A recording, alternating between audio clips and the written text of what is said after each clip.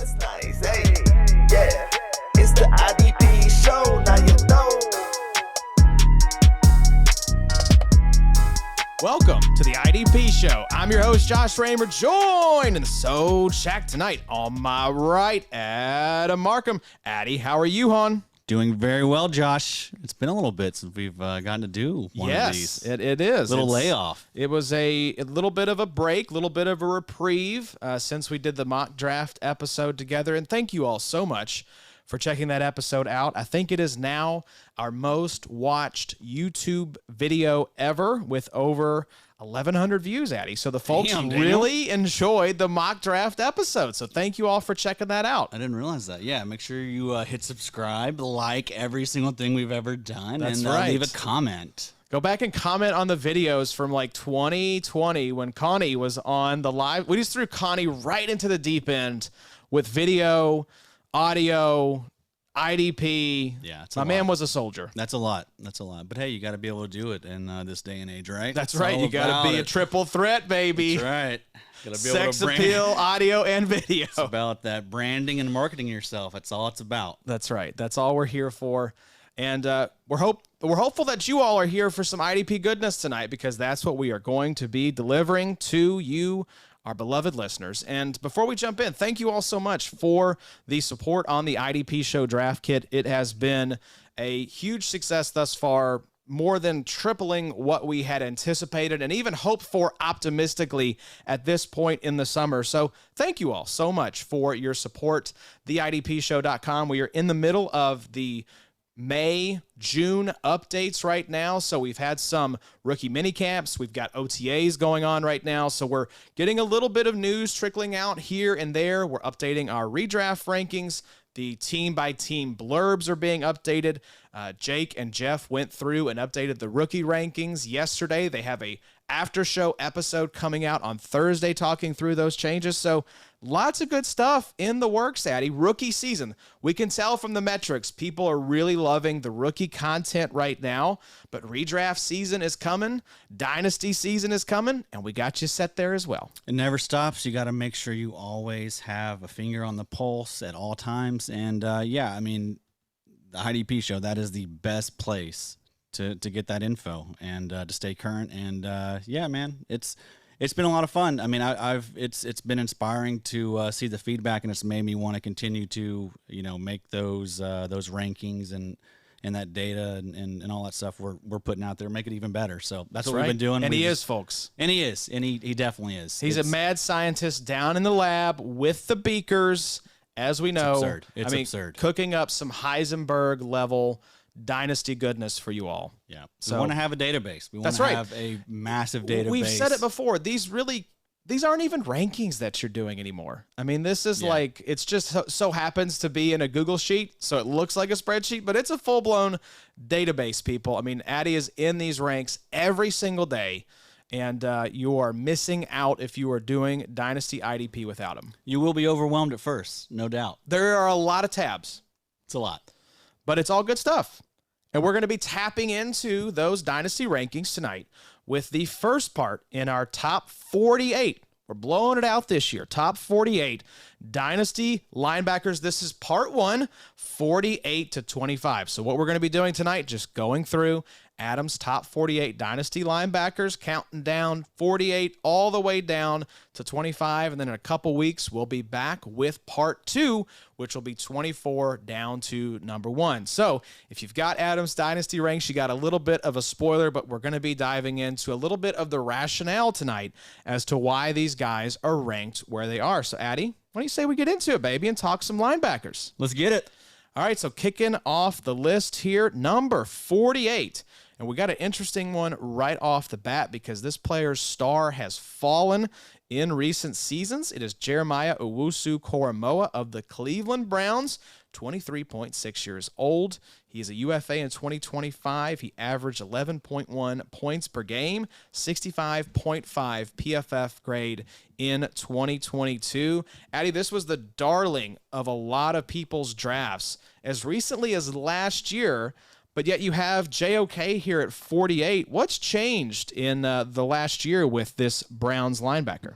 Well, he's had trouble staying healthy. That's been the main thing. But, even when he's been out there, he's just kind of been underwhelming. He's not someone that is just piling up the stats like we really like to see. I'm not really sure what his ceiling is. I don't think it's anything like what we really want out of a linebacker. We're looking for those guys that average like 14 to 16 points per game.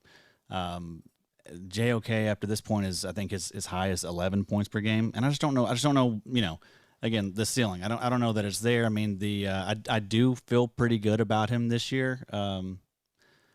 I guess as compared to last year, I mean, it's just really Anthony Walker that he has to contend with. So I do think JOK is going to be, at worst, that second linebacker there.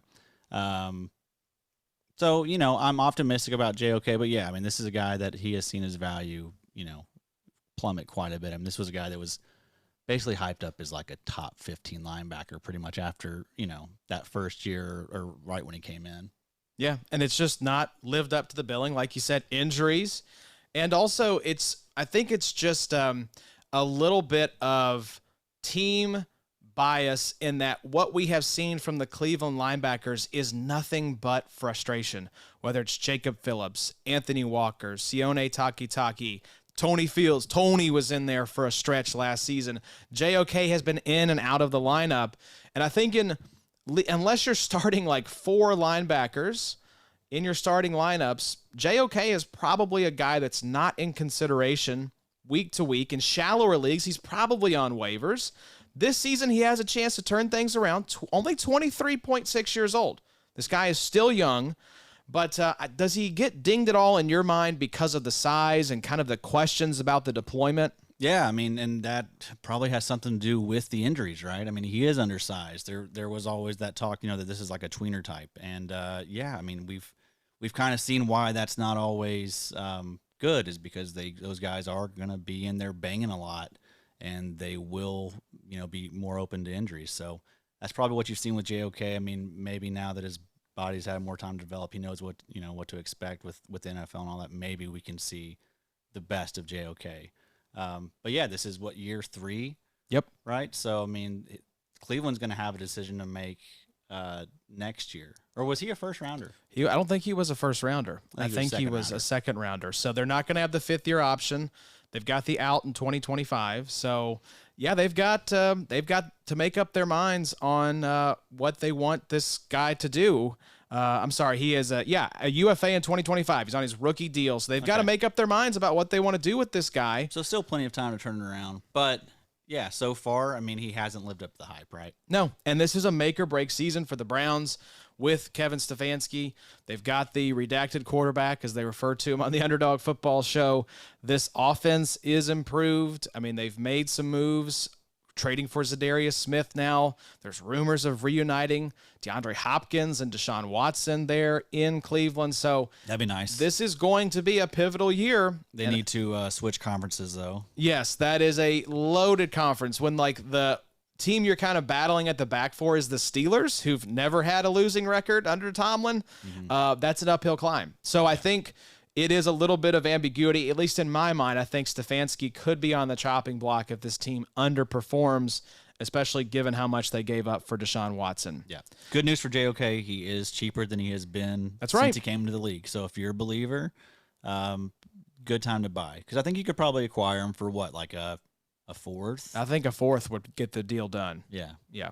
So let's move to a linebacker who does nothing but produce when he's out on the field, but he's just not used that much. We should mention JOK had a 75% snap share last season, 11 games played.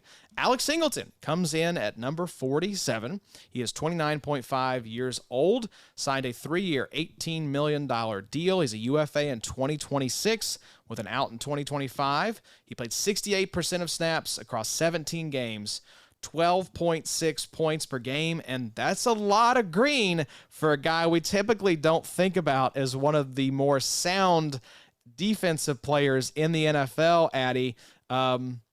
I've got Alex Singleton higher in redraft, but for Dynasty, I could understand with him being almost 30 years old why you've got him down here at 47.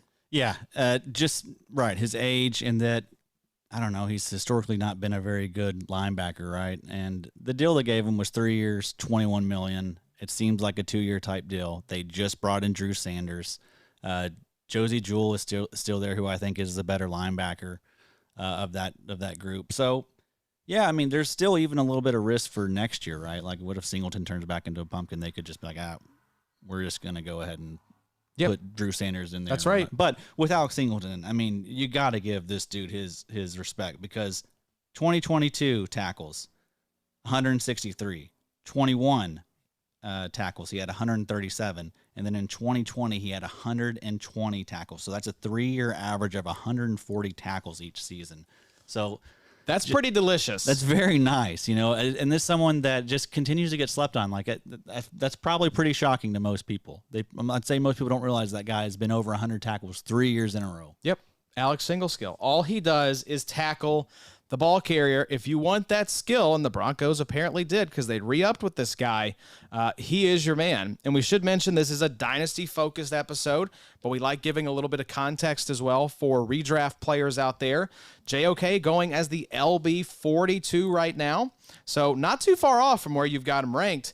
And let's see where Singleton comes in, because I think he's going to be, a little bit higher there at LB 37. So that's a tremendous value, especially in best balls, when you can just profit from those spike weeks. And there are a few linebackers, Addy, that have the spike week potential, like Alex Singleton. And that's impressive when you say that, considering all this guy does is make tackles. Yeah. If that 3-year tackle average, 140, that is 7th among players on this list of mine, which is 300 plus players. That's impressive. So, I mean, this guy has, as far as tackles go, pretty darn good. Yeah, because you look at the other stats from 2022, 6 TFLs, 1 forced fumble, 3 pass breakups, and 3 QB hits. So you don't multiple see, like 20 tackle games. Yeah, though. You don't see any interceptions in there. You don't see any sacks in there. So, but who cares? This man is just getting it done with tackles, and we love him for that. So let's move down to number 46, Addy, and it is the newest member of the Tennessee Titans. And it's a linebacker who has been an IDP MVP, a darling off the waiver wire, and now he is the presumed LB1 in Tennessee. It is Azeez Al-Shaair, 25 years old, signed just a 1-year, $5 million deal with the Titans this offseason. 42% of snaps last season, 4.2 points per game, with 44 total tackles. His best grade by PFF was his pass rush grade. I'm excited about Azeez Al-Shaair for 2023. Addy, for Dynasty, kind of feels like one of these guys that's maybe going to slide off the radar here before long. At least in my eyes, especially with some of these rookies that we've got coming in. Exactly, right. Yeah, a former undrafted player, right?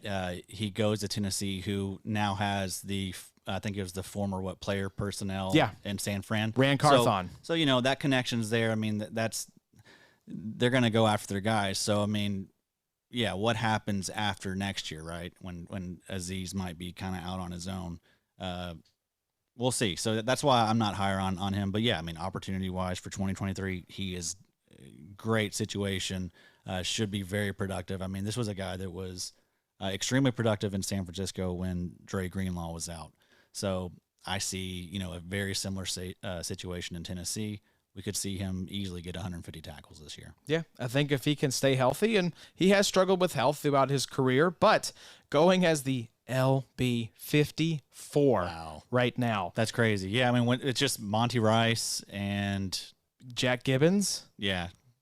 Chance Campbell. I mean, are these real players, or are we making them up? You decide for yourself. But yeah, Azeez Al-Shaair, one of the best values right now in IDP. And I'm pretty sure the contract had some like incentives baked into it. I'm pretty sure. So it is like a 1-year, $5 million deal, but I'm pretty sure it could get up to like the $8 to $10 million.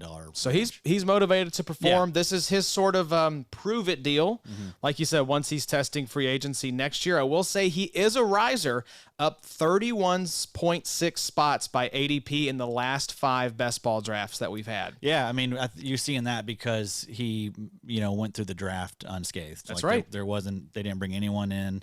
I guess there are still a few linebackers out there lingering that could come in and maybe hurt him, like Rashaan Evans. Maybe he goes back to Tennessee or something. I was just looking at that. Yeah, Rashaan Evans, LB 48, has fallen 98 spots. By ADP the last 5 drafts. It's crazy he doesn't have a job. I know that. I'm willing to buy the dip, especially if he keeps falling, because he's basically going to be free. He could be your last linebacker pick, and the dude's going to sign, folks. Injuries happen every year. We have the nice all the little action figures laid out right now in the toy box, and some of them are going to get knocked down before we have a chance to play with them. So just anticipate that, and don't overlook folks like Rashaan Evans or Azeez Al-Shaair, Addie's 46th ranked Dynasty linebacker. Let's move to number 45, and this truly is the forgotten man. I think I have more shares of this linebacker than just about any other in these best ball drafts we've been doing. It is De'Vondre Campbell of the Green Bay Packers, 29.9 years old. He signed a 5-year, $50 million contract, I think a couple years ago, and he is a UFA in 2027. So, folks, he's going to be there. They have an out in 2025. Played 94% of snaps last year across 13 games, 12.1 points per game, graded a 74.2 overall by PFF, 98 total tackles, 6 TFLs, 2 picks, had a defensive touchdown in the mix, a QB hit, 77 interception return yards.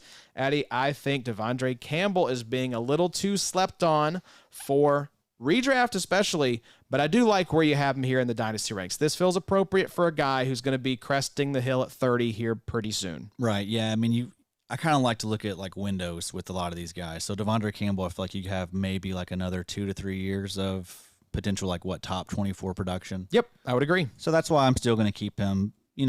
Maybe some people have him higher. I mean, I'll also look at him in the context of where am I going to take these guys in startups? And I'm not going to take probably any of these guys in the back half in startups. I'm just not. Yep. I'm going to be a lot higher on the younger guys, as you'll find out as we go through this list. And those are going to be my targets, but I'm not gonna overspend on any of these old ass linebackers. That's true. Well, the good news is I don't know. Maybe it depends from one draft to the next how these guys are being valued in dynasty startups. But De'Vondre Campbell, LB 28 right now by ADP. Now here's in the best balls. In the best balls, that's fair. I think that's a pretty good value. I see him as a top 24 linebacker going as LB 28. So you're getting a little bit of value there. Now here's the question. The Campbell bros, would you rather have Jack Campbell at LB 23 or De'Vondre Campbell at LB 28? Man, that's pretty good. Yeah. I probably would go. I'm going De'Vondre. I think I'd go De'Vondre as well. I think I have to go check my rankings. I just updated them today. I think I have Jack Campbell at LB 36 for redraft this year, just because I don't want to get burned assuming that this guy is going to immediately step into that starting 95 to 99% of snaps role. I think it could take a little bit of time. Yep. As much as we love Jack Campbell, the draft capital's there, the production is there, the measurables are there. I just want to kind of hedge my bets a little bit. So taking him at LB 23 when I've got him at 36 versus De'Vondre at LB 28, I'll go De'Vondre. I agree. And in fact, I'm probably not going to be drafting any rookies in any of these redraft type leagues. I've been very happy to see these rookies added because it means more people are going to reach for them and more value continues to fall. It's been very nice. Yeah. It pushes a lot of unsexy veterans down the list. And but in dynasty leagues, you're going after these rooks. Oh, absolutely. Yes. Yeah. But back to De'Vondre Campbell. Yes. Yeah, he had a down year, right? I mean, he got hurt, and then it was just kind of hard for him to recover. But don't forget, I mean, 2021, he averaged 15.3 points per game. That was LB6 in terms of points per game. So could he get back to that level? I mean, I think so. I think De'Vondre Campbell is very good, and like you mentioned with the contract stuff, he is going to be there. And he's going to have to, he's gonna. They want him there because they want him to be a good influence on old big crybaby Quay. That's right, crybaby Quay, who we'll talk about. I think on the next episode. I don't think he is high. He's very high. I've been giving him some grief for the tunnel crime. That was a bad look, but he's very bad. These are kids. We got to remember that. Like, so 21.7. Yes, 21.7. As we know, just say that to him if you ever go to like training camp. You're 21.7 years old. That's right. Have security called over. Quay Walker, we should mention, a big riser. He is all the way up to LB9. He has risen 18.9 spots in the last 5 drafts. So people are all over Quay.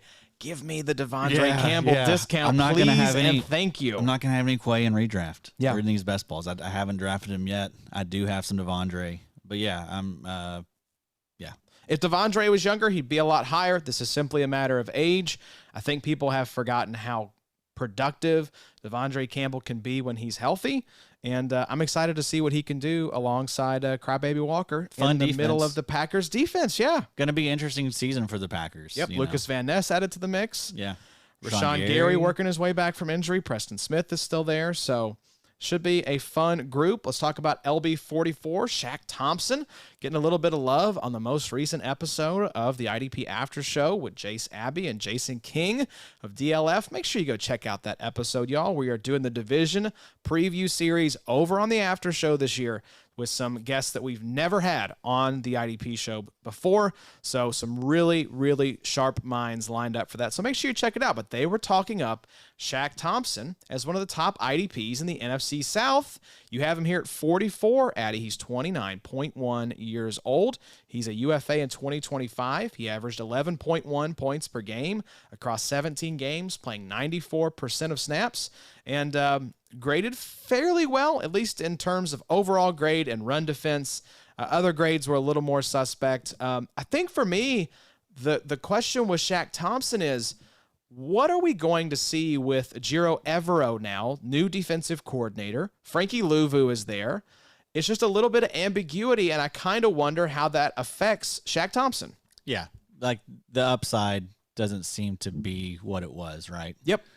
Steady Eddie, I think you can plug him in if you got bye weeks or injuries, but he's not a guy I'm like excited to fire up week 1. No, like he was averaging in 2021, he was averaging 14.1 points per game. I don't think we're going to see that Shaq Thompson anymore. But, if you're looking for like a linebacker 3, linebacker 4, I mean, I love that. Yep.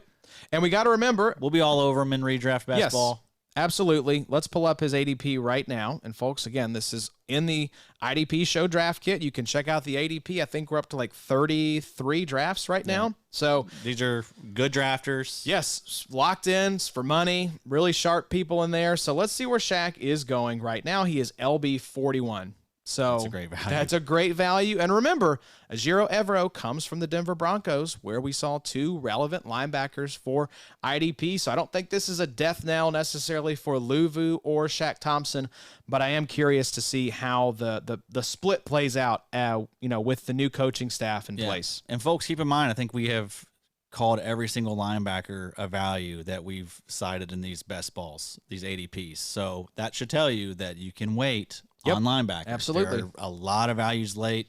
You want to load up and get those elite edge guys early because you cannot find those guys in season. Nope. You have Azeez Al-Shaair, a guy who could finish easily top 24 going at 30 spots below that. So plenty of value to be had out there.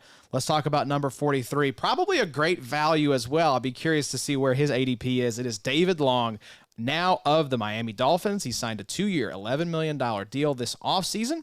He is 26.6 years old, played 89% of snaps in 2022 across 12 games, averaging 13.3 points per game. Graded very well across the board, except in the tackle department, Addy. I'm a big fan of David Long. Obviously, the Dynasty, the bloom is off the rose a little bit. The market was not quite there for David Long this offseason, so I think his star has fallen in Dynasty. For 2023, give me as many David Long shares as I can get. But 43, there are just other more exciting options ahead of this guy. Yeah, I mean, you said it perfect. It was that 1 year, $5 million deal. We thought this was going to be a guy that was going to be one of the better paid linebackers on the market, and that just wasn't the case. So, we love David Long. We love the way he plays. He's been a great, underrated IDP asset for us pretty much the last 2 years.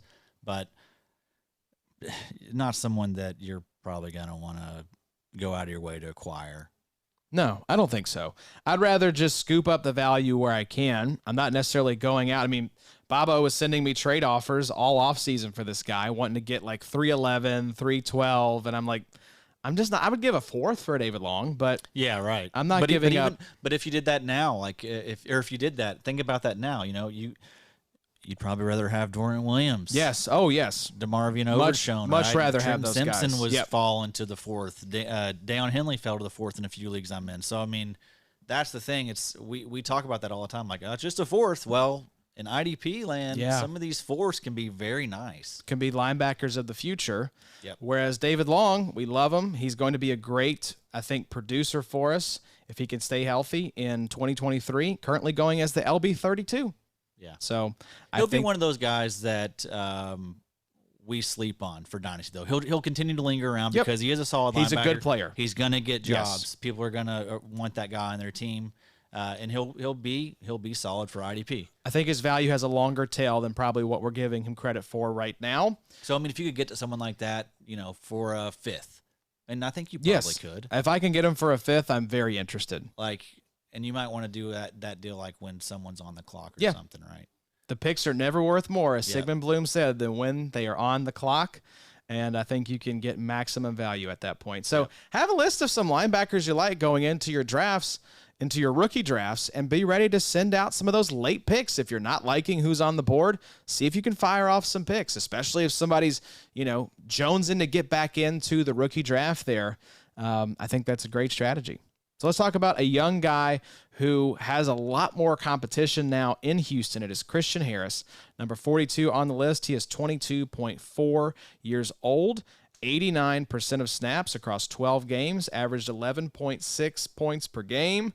But Addy, he was god-awful across the board on the PFF grades, with the exception of the pass rush, 64.5, but a 28.3 overall grade. Now, we're not talking about all 22 where your PFF grades are earning you your points for fantasy, but this is a situation where the new regime told us this offseason, we want to get some reinforcements in here. And I think this could be a make or break season for Christian Harris in terms of his outlook, because DeMeco Ryans is coming from linebacking excellence with Fred Warner and Dre Greenlaw.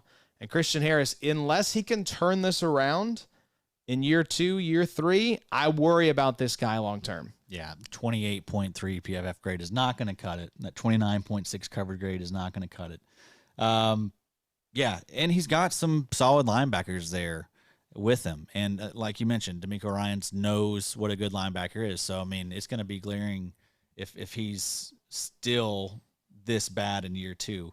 But, I mean, you talk about doghouse. I think this guy could get easily DeMeco Ryans' doghouse. But there's good linebackers there. There Denzel are. Perryman, one of the most underrated linebackers in this league. I think my exposure at this point is maybe 85%. It's a tad unhealthy, but you've got him at LB 53 versus Christian Harris at LB 33. So, folks, let's maybe start to kind of flip this a little bit here, because I think. That's obvious. Christian Harris has dropped 8 spots here in the last 5 drafts, and let's see if you've single-handedly pushed Perryman's up almost 10 spots by ADP. So, but still, I don't think he's going to end up where Christian Harris is by the end of the offseason. So, no. And then, there's still Christian Kirksey there. Corey Littleton's there now. He's there. They drafted Henry 2020. That they did. Yeah, so I think they are signaling to us, like, Harris, I think we'll give you a shot. Yeah, I think they're going to roll him out there, and it may be alongside Christian Kirksey. It may be alongside Denzel Perryman. If you had to tab the 2 starting linebackers, who are the guys week 1 for the Houston Texans? Perryman and Harris. I think so, too. I think they brought in Perryman for a reason. A short leash. Yep. I think they could yank him, put in Kirksey, put in Littleton. Kirksey may not make it through all this. It's true. He could be, but they may go with the rookie. They may go with old Henry from Alabama. So. Henry T. So it's I know the hype has been strong for Christian Harris, and I understand. If he ends up being the guy, if he ends up taking a huge step in year 2, yes. I mean, if you're getting him as LB 33, I think you were saying. Yep. That could easily be a huge value, but it's just a lot of risk. And he does have DeMeco Ryans, who obviously coached up these guys as well. They were tremendous talents, but you could make the case that, he knows what linebacking excellence looks like. It is not going to tolerate poor play. you could also make the case that he's going to coach up Christian Harris, and this could be a huge turnaround year for the guy. And also, didn't Ryans play at Alabama as well? I believe so. Where Harris played, so a lot of connections. That's going to tug on his heartstrings. A lot of synergy. Yeah. You love to see it. Let's talk about Willie Gay Jr. This offseason hurt my heart because I was so excited for Willie Gay to continue to be that explosive LB2 playmaker. But then you see the Leo Chenal video where he's Spider-Manning up the side of a two-story Decker bus. And then you see the team go out and sign one of the most productive linebackers from all of 2022 in Drue Tranquill. And so now, Addy, we have Willie Gay sitting here at number 41 overall, 25.3 years old. He's on his rookie deal, UFA next season, 2024. 69% snap share, 13 games played, 14.7 points per game. This guy is a dynamo when he is out there, but I have a feeling your ranking reflects the fact that this is a very muddy room with a defensive coordinator who has historically been a thorn in the side of IDP managers when it comes to his linebacker usage. So I think this ranking reflects a little bit of that frustration and ambiguity. Yes, right. And everyone recognizes the situation he's in, right? Everyone kind of realizes, oh, this was not good for his value, what happened this offseason. So you're going to have to be a little more patient with Willie Gay.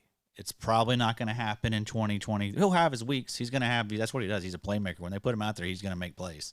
So he will have his little splash weeks, but he's not going to be averaging 14.7 points per game. I just think with Drue Tranquill there, he is not going to have the sort of runway that he had last season with Leo Chenal still developing as a rookie. So because of that, his value will take a hit, right? In season, like, people are not going to be hyped up for him. Nope.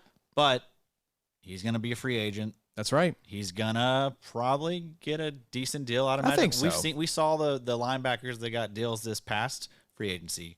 A lot of man linebackers that ended up in really nice situations. Could he get the Bobby Okereke deal?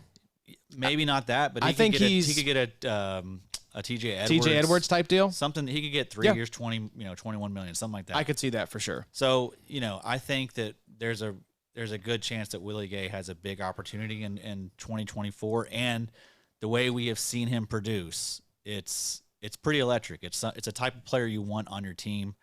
14.7 points per game, and that's LB1 type territory. So, absolutely. And again, that was on 70% snap share, so it wasn't even full 100%. So maybe he gets 100% somewhere else. I'd say that happens. Will's up. I think he's below that number for 2023. If I had to peg it, I'd say somewhere around 60% maybe deployment in an ideal situation. Right. I think he takes a step back this year, right, on his snap, just because Drue Tranquill's a good linebacker. Mm-hmm. I think I could see him usurping Willie Gay's role. And Chenal, they'll probably want to use him a little more. I know. It's like, who is the odd man out here? Yeah. They brought in Drue Tranquill for a reason. So what was the deficiency they saw where they wanted to, kind of shore up this position? Yeah. It's frustrating for us, but, it's real life NFL.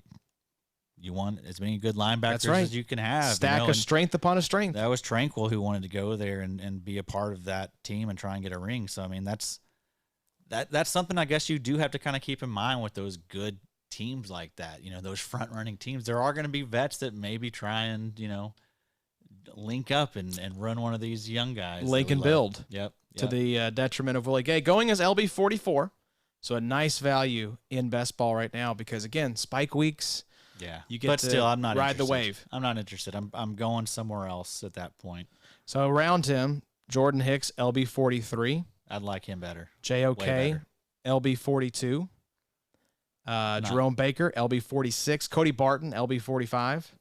I like most of those linebackers. I think if I'm fishing in that pond, I'm probably going Willie Gay. Yeah, I feel like most of those linebackers, like everyone you mentioned, is probably going to get at least 70% of the snaps, right? Yeah. Whereas Willie Gay, 40 to 60%, somewhere in that range. We'll see. I am extremely nervous for what Spagnuolo is going to do to my beloved Willie Gay shares this season. So I think, if that does happen, I think you need to be ready to maybe send out some offers for Willie Gay in season because I would expect that. Scoop him up so low. Just hold on. If you got him, and he may be dropped. That could easily happen. I don't know what his contract is in our RSO league, but I extended Bobby Okereke. Now he's with the Giants. Primo situation. I may do the same with Willie Gay and just gamble that he's going to end up in a nice spot after this season. Right. I mean, is Willie Gay one of those guys that we feel confident about like 5 years down the line? No. But if he does get that contract next year, I mean, I feel like you've got, another 2 to 3 year window type guy. Absolutely. And that's when you flip him, right? Whenever he lands in that new opportunity, maybe you enjoy that first year or whatever, but then you get rid of him. Then you flip him. Yep. Yeah. So let's talk about a guy we just mentioned. It is Jerome Baker, clocking in at number 40 for the Miami Dolphins, 26.4 years old. He's a UFA in 2025. The team has an out in 2024.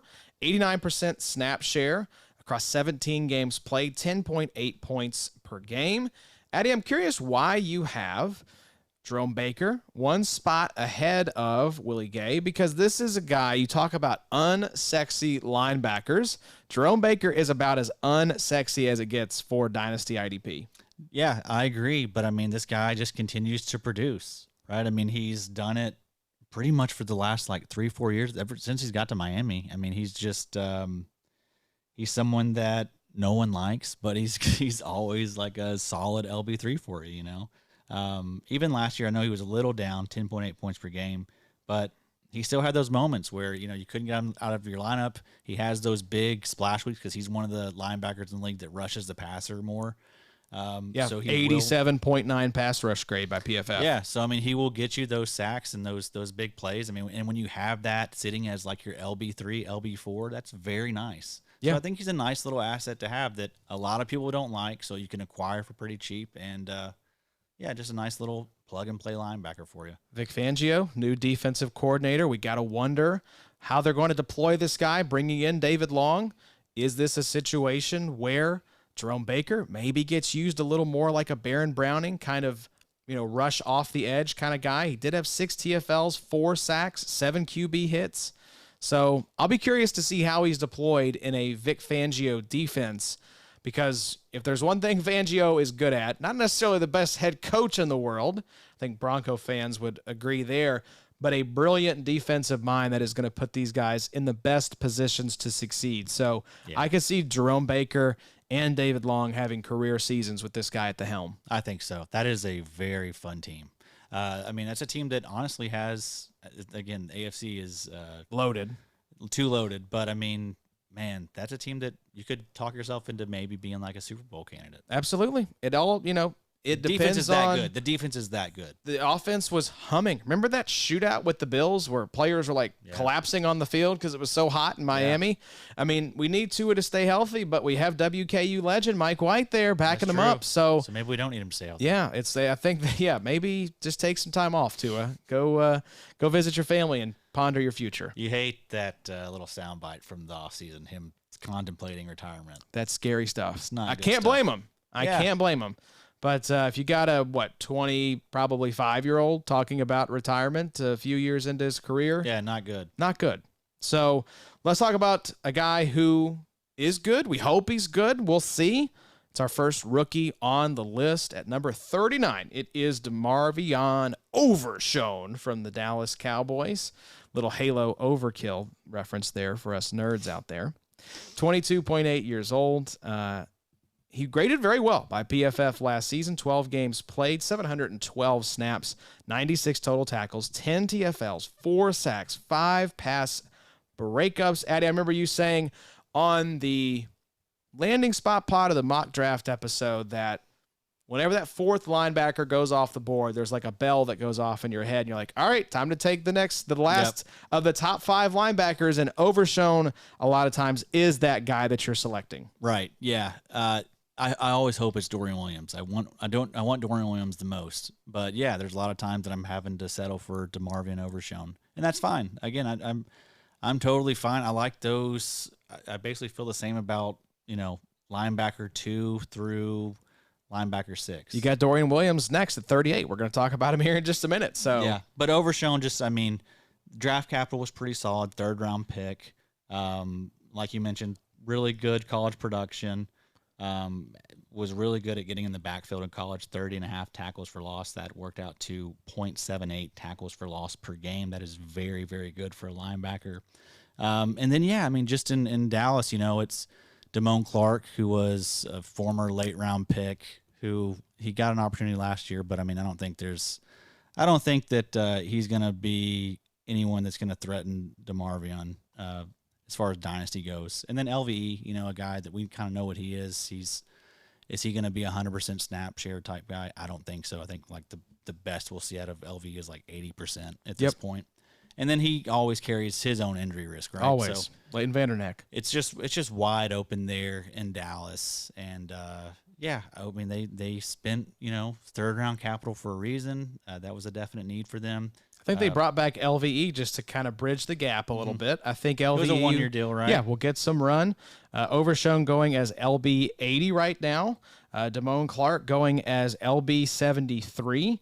And then, Leighton Vander Esch going as LB 63. So all of these, if you want to take your shot on these Cowboys linebackers, you're not going to have to pay a lot. I think the market is still trying to suss out who they like best of this group. So get in there and call your shot. Now's the time to do it. And I don't remember which of the all-22 guys it was, but they were very high. They were. DeMarvion. I think one of the guys took him like in the third round of that rookie mock we did. So he's got big fans out there. Also, remember this guy played at Texas, so you love the hometown boy going to stay home in Dallas. Old Jared loves that. Yes, sir. Brings a tear to his eye. Yes, sir. Give me chills, Josh. You need to get that looked at. You're still having chills. I'm worried about you. Well, let's talk about number 38 on the list because it is a very fun player that we are all excited about. It is Dorian Williams, Buffalo Bills. We saw the hype on Twitter that he is getting work as the middle linebacker.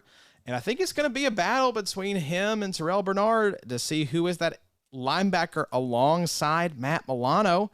And that talk about training camp battles to watch. That is going to be near the top of the list for me in terms of who can win that job because it's very profitable. As we know, Tremaine Edmunds going and getting a whole Brinks truck worth of cash this offseason, in large part because of how that Buffalo defense propped him up. Because, you know, around this table, we are not necessarily the biggest Tremaine Edmunds fans. He's been underwhelming most of his career. So now Dorian Williams or Terrell Bernard is going to get their crack alongside the handsome one, Matt Milano. But, man, mega producer Dorian Williams, 849 snaps, 14 games played, 132 total tackles, 8.5 tackles for loss, 5 sacks, 2 INTs, 7 pass breakups, 2 forced fumbles, 83.3 overall, and 87 in coverage. Eddie, I'm getting more and more excited the more I talk about Dorian Williams. Yeah, I love Dorian Williams. We've already mentioned, we've done a clip about Dorian Williams, I think, right? Yeah, we did. So, I mean, yeah, more of that. He has a 15.6% tackle rate. That was one of the highest among all these linebackers that we like. And just, uber productive, really good athlete, 8.81 RAS score, ran a 4.49 40 at 6'1", 228, really good length, 34-inch arms. So, I mean, just really, really, really good player. Is good there prospect. a box he does not check? No, he's pretty much checking all of them. I mean, we would like the capital have been higher, but I mean, nobody got capital besides Jack Campbell. Right. I mean, Drew Sanders didn't get the capital. I mean, it was, so it's fine. I mean, he still was, I think, linebacker 6 out of everybody. So, I love this landing spot. I think, unfortunately, Terrell Bernard is not going to be the guy here. Yeah. It's Dorian Williams. I think Evan Ronda, every time he hears Dorian Williams' name come up, has like a sort of like Vietnam flashback kind of reaction. But even if he's not the guy to start out the season, which I think he will be, I think if I'm calling my shot, I think Williams earns that role alongside Milano. But even if he doesn't, I just don't think you're keeping this guy off the field. I really don't. I think he's going to make his way onto the field and into our hearts. Now, I am a little surprised to see number 37, Trenton Simpson, ahead of Dorian Williams of the Baltimore Ravens here. Of course, they declined Pat Queen's option, so he's going to be the guy, at least in 2024, presumably, alongside Roquan Smith. 622 snaps last season. He's 22 years old, 12 games played, 72 total tackles, 4 TFLs, 2.5 sacks, 3 pass breakups, and 2 forced fumbles, 68.7 overall defensive grade. Addy, I thought you would have Dorian Williams above Trenton Simpson. What makes you put the Ravens rookie here at 37? Well, they're all right there together, right? Dorian Williams was 39. I think Dorian's taken this personally. Yeah, I understand. I probably will actually update these because, I mean, personally, I do prefer Dorian Williams. But like I mentioned before, with these ranks, I do also keep in mind like the market value and what other people, think about these guys. You think Simpson has a higher market value right now than Dorian Williams? I sure do, because I mean, you look, we have the proof. We have the ADP of these rookie drafts. I'm gonna pull that up as you're talking about it. And it's Trenton Simpson. I mean, he's pretty much going as linebacker 4 in pretty much every single draft I've done this offseason.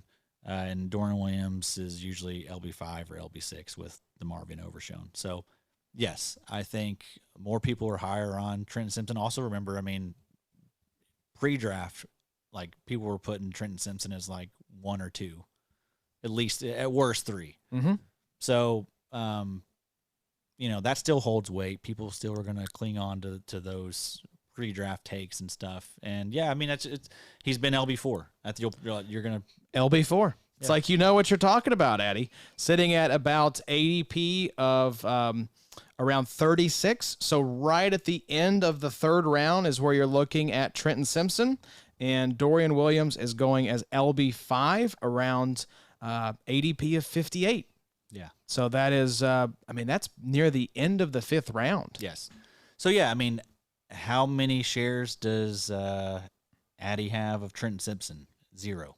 How many shares do you have of Dorian Williams? And DeMarvion, I'd say probably 5 to 6. I'm curious, because he was LB5. So look at the gap there between LB4, Trenton Simpson, at 36 overall, and then Dorian Williams at 58. Yeah. It doesn't make sense. And also, like, 2-round difference. And who has the better opportunity this year? In 2023, I think Dorian Williams, because I don't think DeMarvion, right? Yes, Trenton. I don't think Trenton Simpson is getting on the field over Pat Queen. Yeah, I agree. Minus an injury, but I think, and even if he does, like, what can you expect year 1, right? Yeah, like Dorian and DeMarvion have legit chances to be 90% guys as soon as they get out there, right?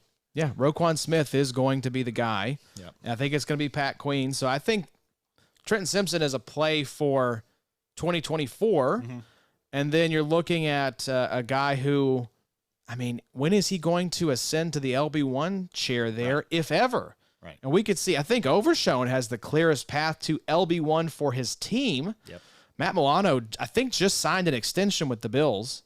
So he's going to be there for a long time. They love this guy. Yep. And so I think Dorian Williams is probably at best an LB2 on that team. I think... So, yeah, I have all these guys right next to each other. But, yes, I know that Trenton Simpson is higher than Dorian and DeMarvion, but I do prefer Dorian. Yeah. Well, there you go. But market says Trenton Simpson probably a little more valuable. So something to keep in mind as well, folks. Yeah, if you're in the 4th round, you can trade back into the 5th. Yeah, and go get you Dorian Williams. And add another pick. That's the move to make. Yep. So let's talk about number 36. And if we're talking about best ball shares and exposure, there's probably no manager out there who has more shares of a player than Johnny the Greek has of C.J. Mosley. As he has joked before, he has won C.J. Mosley ACL away from best ball apocalypse.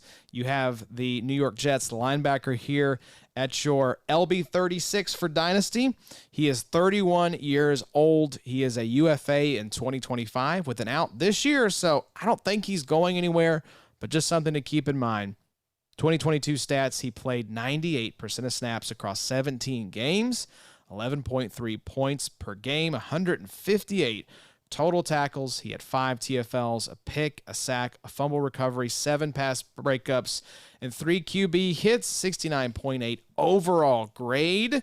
CJ Mosley is about as unsexy yet productive as they come, Addy. Yep, and he's one of those guys that I think you can expect like elite level production for another 2 to 3 years, right? Yep. And so maybe, I don't know if would you do Dorian Williams? Would you prefer Dorian Williams or CJ Mosley? For 2023 or for Dynasty? For Dynasty. Dorian Williams.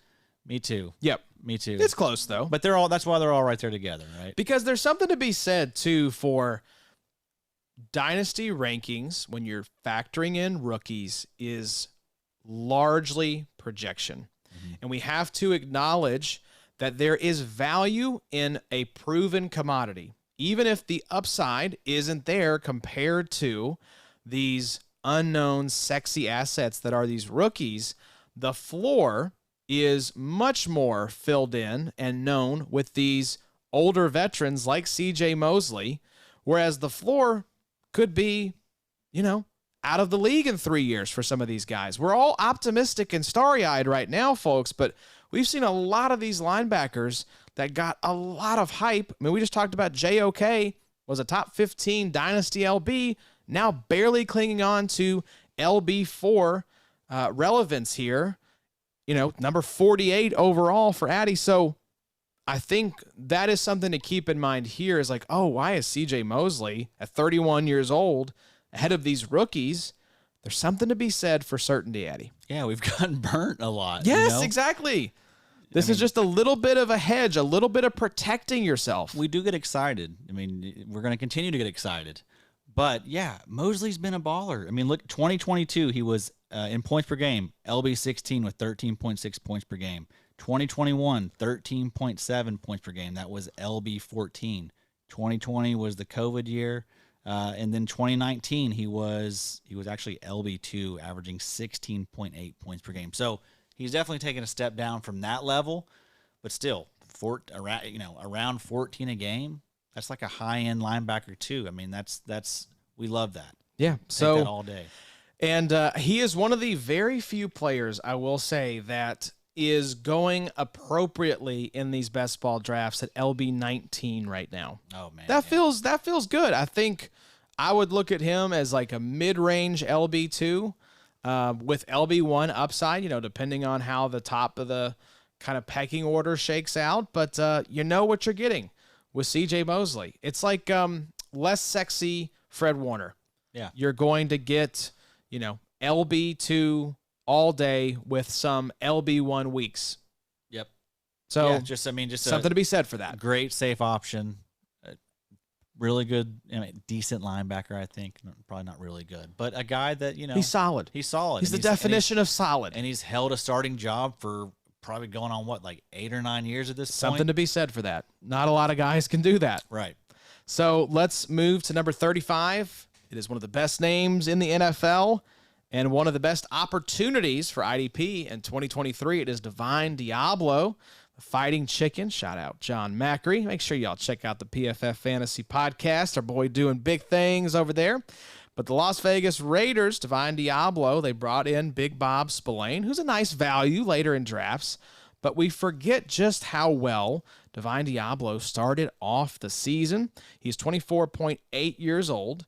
He played 87% of snaps across 8 games in 2022, 10.2 points per game, 74 total tackles, 1 TFL, 1 PBU, a graded 58.4 overall defensive grade with a 71.1 run defense. So I don't know, Addy. I have Divine Deablo in our main league. I'm very excited. I think he's being slept on a little bit. And this feels right, kind of right on that LB 3-4 borderline for Dynasty for Double D. Yeah, I think the hype for Double D is a little much, but I do really like his opportunity in 2023. And so I'm aware of, people love this guy. And the name, people love that name. It's the name. It's a lot of fun. Get the name, get the tattoos, get the hair, and you'll inflate your at least inflate your fantasy value. I can't guarantee it's going to get you picked high in the NFL draft, but 100% it matters. And, it's marketing, people. For us idiots, it matters. Yes, absolutely. I mean, we constantly talk about mullets on this show. Yeah. So Divine Deablo, though, going as LB 40 right now. That's a good value. That's I like that a lot. He really could be a monster this year. I mean, it's just him and Spillane, who also I like. I think he could be another really good value. But yeah, I do worry about Divine Deablo 2024 and beyond, right? Because the draft capital wasn't the highest. I think he was a 3rd round pick, maybe. I have that here, but I don't want to look. I'll look while you're talking. So, that's solid capital. But I mean, Yeah, he was 3.16, so the Okay. 16th pick of the third round. so that's good. But that can easily be replaced. Also converted safety. yeah, So it's could just be a smaller type. Also didn't finish the year. Exactly. So sort of like a JOK. I worry about Double D holding up. So And JOK also one time, IDP darling. yep. Divine Deablo also kind of an IDP darling. Yes. So Big Bob Spillane at LB78 is a delicious value. Yeah, give me Spillane. Yeah, I think so. I really do, because as much as I love Double D, and I think he could be a monster, with these smaller guys, you just have to worry about them holding up over the course of the season. And he's had trouble finishing, seasons here recently, just like JOK. So LB40 is pretty nice considering where he could finish this year. But I would much rather just take Big Bob there at LB78 and basically get him for free. Yeah. But for Dynasty, yeah, I like his outlook for this season. Spillane could be great this year. He could easily be like a Cody Barton of last year. Yes, stinky, but Who startable. cares? Yep. That should be a segment. Pretty good. Stinky, but startable, with a little bit of players that make you say, woo! I haven't used the board enough tonight. Sir. So let's talk about the next guy on the list. Number 34, it is Jamin Davis. I still haven't gotten over the sting of flag planting this guy, and then he drove that flag right through my heart. But 24.5 years old. 24.5. That's true. He is a young gun. I do like his opportunity. I moved him up in the redraft ranks just today because I do think this is the breakout year for Jamin Davis. 85% snap share, 16 games played, 11 points per game, 104 total tackles, 9 TFLs, 3 sacks, 2 fumble recoveries, a pass breakup, 5 QB hits, which makes sure you're scoring that in your league, folks. 62.9 overall grade with a 75.7 tackle grade. I think this could be the year for Jamin Davis, Addy. I'm getting a little more optimistic, and I'm ready to be heard again. Yeah, it's our mullet boy's gone, but then Cody Barton's Here comes old Stink Boy. comes. Yeah, goodbye Cole. Hello Cody. Yeah, exactly. Two of the whitest names. It's the Sam and Trey of the linebacker position. Yeah. So, I mean, you feel pretty good about Jamin just because Cody Barton. He's fine, but he's mainly just a body. So I think John Macri would argue with the fine designation for Cody Farton, more like it. yeah, he's not good. But remember, we thought the same thing about Singleton. They can turn it around. You never know. Never know. You never know. But low key, that stat line's pretty solid. 104 tackles, 9 tackles for loss, 3 sacks. So, he's making things happen in the backfield. Do you have the splits? I think I remember Macri saying that Jamin Davis played a lot better near the back half of the season as he took on more of the LB1 type of role. His snap count increased, his production increased. So it was like an arrow up to end the season kind of thing. So I'm curious if you have the splits, what did he look like to start the season and end the season? I do, Josh. Of course you do. So weeks 1 through 9, 10.56 points per game. And then weeks 10 through 18, it went up a whole point, 11.5 points per game. So there you go. A little bit of an uptick, little bit of a reason for optimism headed into 2023. And yeah, for Dynasty, first round draft capital definitely helps this guy. I think if he was like a third round pick, we're probably like, Yeah. Jamin Davis get to like into the 40s or 50s. Now, they probably don't pick up his option, I'd say, Washington. Yeah, it's we'll see what happens this year. But, if you talk about a coaching staff that's on the ropes here. Got new ownership coming in. They're going to want to get their guy in there. They're going to want to take a quarterback. Think about David Tepper in Carolina, what happened there. New coach, new quarterback. I think this is a pivotal year for the Commandos. And, I would say at this point, you're probably right, not picking up Davis's fifth-year option. But he'll have an opportunity to go somewhere else. Former first-round pick. He does have production, on his resume. So he'll get an opportunity. He'll linger around for a little bit longer. But again, not one of those guys that I'm going out of my way to acquire. No, I don't think so. Well, you're not going out of your way to acquire really any linebackers. That is true. That's a great point. Don't do it. Yeah. LB39. So would you rather go Jamin Davis or Divine Deablo if you were fishing in that area for a linebacker? Or Shaq Thompson at LB41. Or JOK at LB42. Probably Shaq Thompson. Think Shaq Thompson of those 4? Yeah, probably so. But I'm not fishing there. You're not fishing there? No, sir. It's not a pond I like to fish in, brother. I don't like that collection of 4, really. I don't have a lot of those. Alex Singleton, LB 37. DeMario Davis, LB 38. I like those better. Okay, so that's the pond. You're just a few about a few hundred yards up the way there. That's right. Different fishing hole. All right, let's keep it rolling. Love my farm. Love my farm. Love to fish and hunt and drink beer out the back of a truck. Yes, sir, dress up in that camo. That's right. Get you some Carhartt and some. Get you lipper. Get you. There was what was that hilarious video that we got sent on Instagram of the dude just packing in the lippers. We'll have to share that out on the social media. One of the better. The Twitter has been a literal hellscape here recently, but I think this was Instagram. So I'm not on the gram, but we occasionally get some videos sent to us, and that was a good one. Do you remember that one? I don't remember. It was the old guy that was like, I think he was a homeless guy, and these guys are like trying to get directions to find out where all the babes are, and they're giving them dip, and they just keep forcing him to pack. He's got a mouthful of dip. We'll send out this video, folks. It is quite hilarious. Speaking of chewing tobacco, sound off if you're a dipper. If you what your first dipping experience was like. I imagine it was like everyone's. You got very sick. Yes, not good. Let's talk about number 33, who is good. Zaire Franklin, Indianapolis Colts, 26.9 years old, 3 years, $10 million deal, UFA 2025. They do have an out this year. They're not going to take it. Zaire Franklin is going to be either the LB1 if Shaq Leonard continues to struggle with health, or at worst, the LB2 in the Bobby Okereke role. He was a 100% snap player across 17 games last season, 16 points per game, LB3 overall. An absolutely monster season from Zaire Franklin.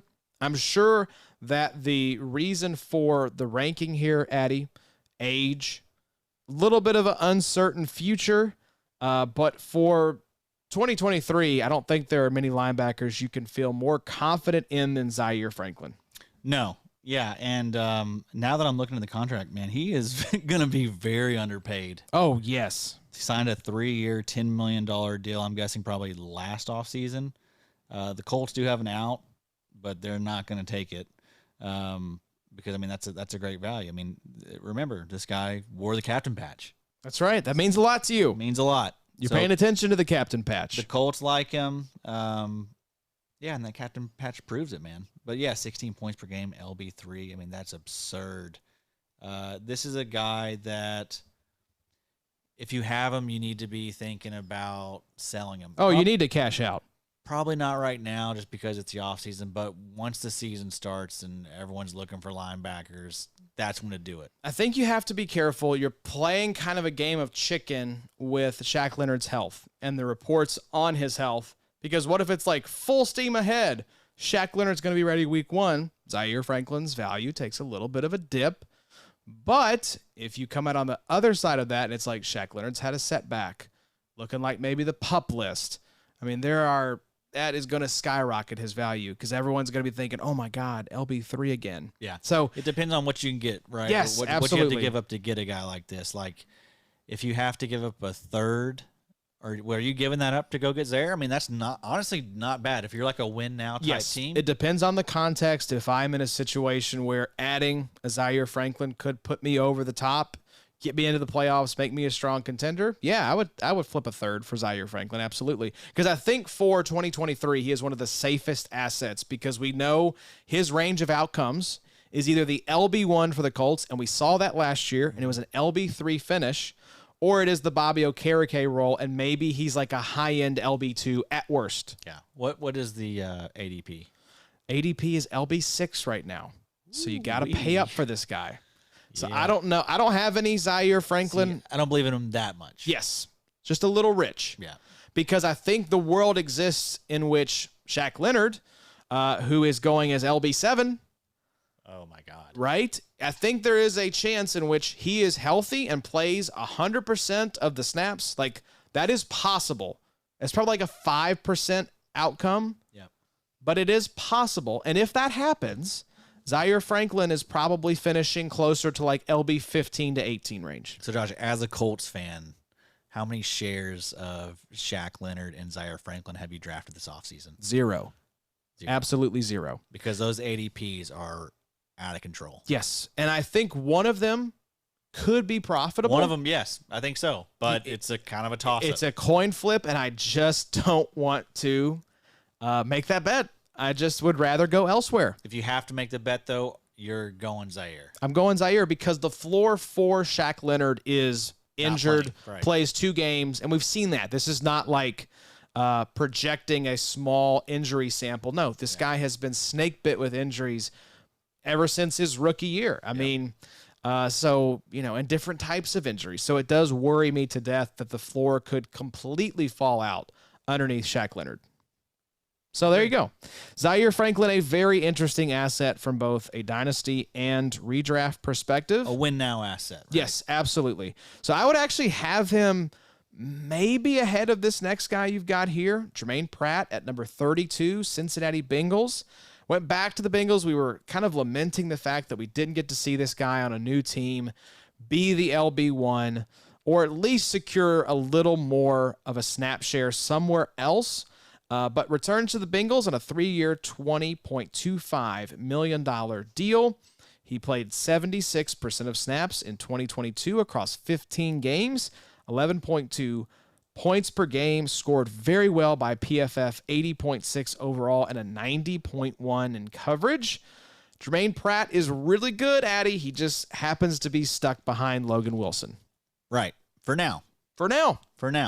But so last year, 76% snap share for Germaine. I feel like that's going to go up a little bit. I could see that settling around, 80 to 85%. I could see it. Now he's got his new deal too, right? But also with Logan Wilson, this team is about to be cash strapped. They're going to have to pay Joe Burrow, T. Higgins, who knows there. They're just going to have a lot, Trey Hendrickson's, his deal's coming up. He's probably going to walk. But they're going to have a lot of issues as far as money goes.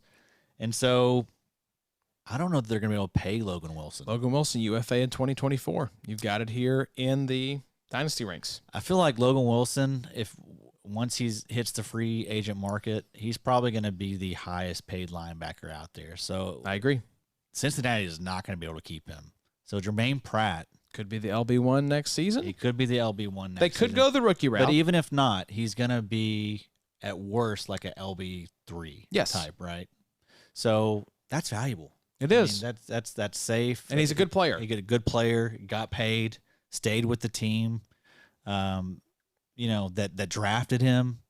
So I mean, I really like all that when it comes to Jermaine Pratt. So yeah, I'm always going to be higher probably on Jermaine Pratt than most people. But this has been a guy that I've been a fan of for the last 3-4 years, and people have kind of been down on him. But I mean, he's a guy that you're able to use pretty much every single season at some point. And I think as time goes on, I think you're gonna be able to use him even more. Yep, he is sort of in that unsexy category with a CJ Mosley, and just so happens to be ranked a little bit higher than Mosley, I'm sure, because of the age. Right, 27. And Mosley's you see 31. A potentially ascending situation where this guy could be the LB1 sitting in the Logan Wilson chair next offseason. Yeah. And it's possible the Bengals said, hey, man, we're probably not going to be able to keep Logan Wilson next season. Come back. We'll sign you to a relatively nice deal, and we'll give you a shot to be the LB1 in 2024. We see it a lot, though, with these linebackers that kind of have these late careers, that surge, like Denzel Perryman, Demario Davis, like Devondre Campbell. Right. We could easily see Jermaine Pratt as being that same type of linebacker. You have to stick around long enough not to be replaced. Yep. Right, and just kind of shuffled off and forgotten by the NFL. And a lot of times you will earn that opportunity if you can stick around. So I hope it's coming for Jermaine Pratt. I want to see this guy get the 90+% of snaps roll. And could it be coming in 2024? We'll see, but the possibility is out there, and that is very appealing for and he's Dynasty. Cheap. Yeah, exactly. In a startup, like he's going to be going super late. Nobody wants Jermaine Pratt. Exactly. Yeah, the market, let's see where the market is right now. LB50. Wow. So that's pretty nice. That's just dumb. Yeah. And what's Logan Free Wilson? money. What's Logan Wilson? What do you think? I bet he is 8 or 9. He is, let's see, LB11. Wow. So a little bit still an LB1, going ahead of TJ Edwards, going ahead of Bobby Wagner, Matt Milano, Dre Greenlaw. Bobby Wagner, just another insane value. Is he on this list? I don't think he's on this list. I don't think he is. Oh, man. Single tier for B-Wags, but thank you for your service. I mean, we do love B-Wags. He has been amazing. And that guy has been, I'm pretty sure every single year, like a top 12 linebacker as far as points per game goes. But he's old. He's old. This is probably the end of the line, folks. Not a lot. He's not going to get a lot more chances, I don't think. No. Talk about windows. That's a 1-year window for sure. Yep. Maybe 2 years if he discovers the fountain of youth or a undetectable steroid. Yep. So, number 31 on the list, we talked about Germaine Pratt staying with the team that drafted him. Our next guy on the list at 31 is a player that switched teams following his defensive coordinator from New Orleans over to Atlanta. It's Kaden Elliss, 27.9 years old, signed a 3-year, $21.5 million deal. Not bad money for Kaden Elliss. Played 56% of snaps across 17 games, 10.3 points per game, but had 6 TFLs and 7 sacks to go along with 10 QB hits. Addy, this guy is a very interesting player for IDP. Are you more or less excited with him in Atlanta versus where he was in New Orleans? I think I'm going to be more excited. I mean, opportunity-wise, it's just Troy Anderson, and then you got Michael Walker, which and that's it, I think. I mean, there's probably someone else I'm forgetting, but I think that's it. Yeah, so I mean, there's nothing there. And Kaden Elliss, the new DC handpicked him, brought him over, and that 10.3 points per game you're seeing, that's a little misleading because he did play all 17 games, but he didn't really get his start until Pete Warner went down. And when Pete Warner went down, the guy was a legit linebacker one. I mean, I think a few weeks he was the LB1. Yes. I mean, I remember having a lot of discussions about Kaden Elliss. 100%. He's just a fun piece to have on your team, right? Because he's a guy that gets tackles and he has that pass rushing upside. And that's going to be how they use him here in Atlanta. That's a team that does not have a lot of talent, and so that defense is so bad. And they're this dude got a pretty nice bag. Yes, for being a relatively unknown guy. Right, 28 years old. This was a guy that just came out of nowhere, but once he got his opportunity, he balled out. Made himself some scratch. You love to see it. Yep. So just love the way he scores. In big play leagues, he's going to be a nice target. Yeah, so just kind of hoping that he can build on that momentum from last year, and if he does, I mean, you're going to have a really fun asset on your team. Yeah, Kaden Elliss, as we mentioned earlier, going as the LB 51 right now, so one spot ahead of Tyree Wilson. So that's kind of interesting. It's always interesting to me to look at. And the best balls he's going is LB 51. LB 51. Wow, which is. Again, folks, you don't have to decide when to start these guys. You can just capture Kaden Ellis's 2-sack, 3 tackle for loss games and, be the number 1 scorer on the week that week. Kaden Elliss is probably a league winner. Yeah, I think so. I mean, what's Troy Anderson? Probably in the 30s. So Kaden Elliss, LB 51, and we have Troy Anderson, not Troy Get Your Reader, not Troy Die, Troy Anderson going as LB 34. Yeah, some nice options there in Atlanta. Also, everyone make sure you notice your boy just absolutely locked in and over these values. It's like throwing darts blindfold and it's just bullseye. Out here doing the work. I think it shows, folks. I think it shows. The body looks good. The mind is sharp. The sniffer is still below average, but we blame that on the deviated septum. Sure. Number 30. Genetics and stuff. Number 30 on the list is a player near and dear to our hearts as a Kentucky boy, Quincy Williams of the New York Jets, 26.8 years old, goes back to the team on a 3-year, $18 million deal. A little bit surprising. I didn't know if they would bring Quincy back, but I'm glad they did. 79% of snaps, 15 games played, 12.4 points per game. That is pretty nice. 106 total tackles, 12 TFLs, 3 sacks, 6 QB hits, 66.2 pass rush grade was his best grade by PFF. Quincy Williams, not going to try that word, consistently underrated. I was trying to say perennially underrated. There we go, Eddie. Just cut it, John. I got it. No, I'm not going to do that. But this is a guy, Eddie, I think that is being slept on for redraft and for dynasty purposes. Yes, and especially once he got that deal right, I think we saw his value shoot way up. And it did for me. I mean, he was someone that I was like, well, I don't know. I mean, he's never been a very good grader as far as PFF goes, but he is a very fun player, right? He makes a lot of splash plays. He will just straight up spear people. Yep. And he's there with his brother. So, I mean, you love that narrative, right? They just him and his brother playing alongside each other. I mean, Quincy did get a nice little 3-year deal. I'd imagine That's right. his bro's about to get probably a nice little 5 or 6 year deal. But, yeah, it's just a good situation. Also, CJ Mosley is 31. Yep. We do like him. But, I mean, there's probably a pretty good chance that they move on from Mosley just because of the contract next year. So there's a real chance that Quincy Williams ends up being like the linebacker 1 early next offseason, right? Just by being the only linebacker in the room. Now they're going to definitely bring someone in, but still, I mean, they also have to pay Aaron Rodgers like $50-60 million if he's still Right. there next season. Right. Quincy's going to be one of those top 2 linebackers. And scheme wise, they're going to use 2 linebackers. So I feel pretty confident about Quincy for at least another 2 years. And again, just one of those fun players. Like he's going to make splash plays, have some huge weeks, just a fun little linebacker 3 or 4 to have that you're not going to have to overspend, right? Because he doesn't carry the name value of a lot of these other players. Just like Caden Elliss. What's his ADP? Quincy Williams, LB 47, 4 spots ahead of Caden Elliss. So, I mean, thinking about it like a linebacker room of like Azeez, Al-Shaair, Quincy Williams, Caden Elliss, that is so sexy to me. That is beautiful. And you don't got to spend much at all. I mean, Nothing. You're looking at like, those are like round 10 picks in these IDP only best balls. Yeah. Look, Quincy Williams, ADP of, 115. So that's about round 10, right? 12-team leagues. Yeah. So, God, you were so locked in. I'm so turned on right now. We need to finish up this recording. Number 29. Y'all sleeping on me. Adam's the ultimate value. I really am. Yeah. He is not the Zaire Franklin, Shaq Leonard ADP right now. True. Where you're a little bit worried about it. Not humble at all, though. Not humble in the least. Number 29 on the list, Addy. I'm curious. You're constantly adjusting these ranks, so I wonder if this player will be rising or falling in your dynasty rankings as you update them this offseason.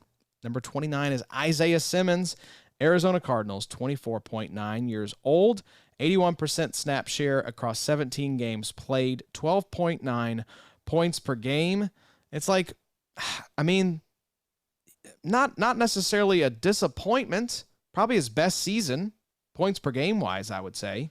Yeah, pretty solid. But like, why do I just have no interest in Isaiah Simmons? Is it the deployment? Is it Arizona? Yeah, it's Arizona. It's Bringing in Kaiser White. It's been the weirdness. You just kind of want to just not deal with it, right? You just want to it's just a headache. You don't have, like, when you're only averaging 12.9 points per game, like it doesn't seem worth. Yeah, it's not worth trying to wade through all of this. But I actually think it might be for Isaiah Simmons because he ain't sticking around in Arizona. There's no way.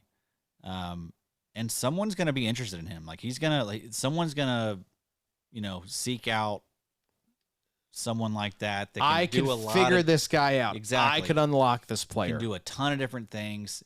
He just needs a better defensive minded coach. And so, yeah, I think he has a ton of upside. The guy still is 24. Now, it is important to keep in mind we have Jonathan Gannon coming over, was the Philadelphia Eagles defensive coordinator. They did use 2 linebackers. So I think the question is, who gets that LB2 spot? Because I think Kaiser White is going to be one of those 2. Is it going to be Isaiah Simmons? Is he going to be used more in the slot? Is Zaven Collins going to be coming off the edge? I don't know, man. Both these Cardinals linebackers, it's like, let this be somebody else's problem. Yeah. Yeah, it's probably going to be another headache next year. One of these linebackers is not going to be worth the, what you're going to have to spend to acquire. So yeah, it's really a situation I'm probably avoiding outside of Kaiser White. I feel like Kaiser White is again super late in these best balls, but he does have that familiarity with Gannon, and low key. I was looking at this today. Pretty damn good 3-year tackle average. While he's looking that up, folks, there are obviously a case to be made for Isaiah Simmons. There are some positives to pull on. LB 16 though right now. No, thank you. Give me Kyzir White sitting at LB 57. Yeah, it's a no-brainer.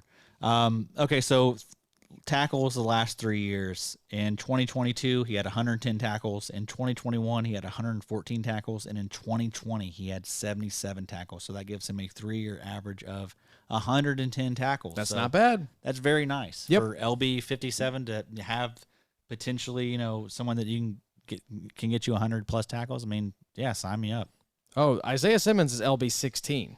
Kyzir White. Were you talking about Kyzir White or Isaiah Simmons there? Kyzir White. Kyzir White. Okay. I was like, Isaiah Simmons, yes. That is, do you have Simmons' 3-year tackle average by chance? Yes. Let's look it up because I'm curious here. Yes, Kyzir White is a tremendous value. And, I mean, talk about getting your guys. We talked about it with Caden Elliss and the benefit there.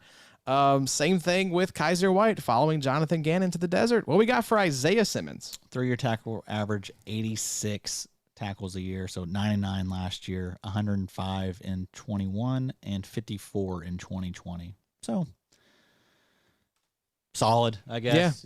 That's for a safety. To have such high hopes for this guy. Yeah, that's the thing. It's just it's hard to let go of your priors sometimes. That's what it was. I mean, this was a guy that checks a lot of boxes for us. He's just that classic guy that we're gonna fall in love with. Highly drafted, very productive in college, Athletic freak. All the things that we like. He looks sick as hell in a uniform. Yep, got the visor. So yes, we were hyping this guy up. I think I had him as a top 5 linebacker after his rookie year or something like that, dynasty wise. And yeah, that didn't work out. That was a miss there. But still, I think it's a good process. Still holding a tremendous amount of value. Right. Still getting drafted very high. Inside the top 16 linebackers. The last 2 best balls I've done, he's been drafted within the first 6 rounds. So people still like this guy. This guy still has a lot of upside. We could definitely see the best of Isaiah Simmons to come. And I think we will. I think once he gets a new team, he just needs a fresh start. The draft capital, we've talked about this before, but when we do love it, but it does put a gigantic target on your back when you get that when a team spends that high of a pick on you. The earliest Isaiah Simmons has gone in these drafts is 12th overall. So the latest is 81st overall. Good God. But that's even way too early for me. Yes. It's I love the dual designation, and maybe that's what it is. People do it's a like cheat that. code. But still, it's who cares? That's what, a mid 7th round pick? Yeah. Still too early. Yeah, no, thank you. The second designation is defensive back. Who cares? Exactly. We stream DB out here in these streets. It has been interesting, though, Addy, to see the shift in strategy with these shorter 22-round drafts we've been doing where DBs, they're the ones that are rising in the ADP. I mean, I'm sitting here looking at Jalen Petre right now at DB2 up 23 spots in the last 5 drafts when we started to roll out these BB drafts. So still no thanks. Yeah, you're still going to be doing it late, aren't you? Yeah, for sure. That's exactly. My last 8 picks in the most recent one I completed, all defensive backs. How you feeling about it? Fantastic. Feeling fantastic? It was great. I mean, I got Ryan Neal, Julian Love, DJ Reed. That is true. The streaming options for DB are not going to be as gross as they are going the last 8 rounds of a 31-round draft compared to the last 8 rounds of a 22-round draft. So let me read it off to you. Oh, please do. All right. So we went. Well, it's kind of out of order. We'll just go through them. Julian Love, Andre Sisco, Marcus Williams, Juan Thornhill, DJ Reed, Quandre Diggs, Ryan Neal, Amani Hooker. And again, that was picks 17 through 16 through 22. Yeah. There you go. Maybe not. The math is hard, folks. 15 through 22, I think, something like that. 14 through 22. I think it was 13 through 22. You took way too many DBs. Just if you would cut that, Josh. Sound off in the comments if you think I should cut that, folks. Let's move on to number 28 here, and it is a player that we are, again, very excited about for making his debut in the league this season, Daiyan Henley. Little nod to old Bob for this one. That's right, of the Los Angeles Chargers, 23.5 years old. He was the Devil last season, 666 snaps across 12 games played. Just play one more snap, brother. Just get that curse broken. 106 total tackles, 12 TFLs, 4 sacks, 1 INT, pass breakup, 3 forced fumbles, 2 fumble recoveries, 90.3 tackle grade, 73.3.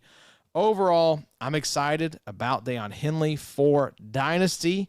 I'm excited about him in redraft. Just color me excited all the way around. Oh, yeah. I mean, we're fresh off rookie season, so we've talked a lot about Mr. Henley. You know, our one of our co-hosts is a huge fan.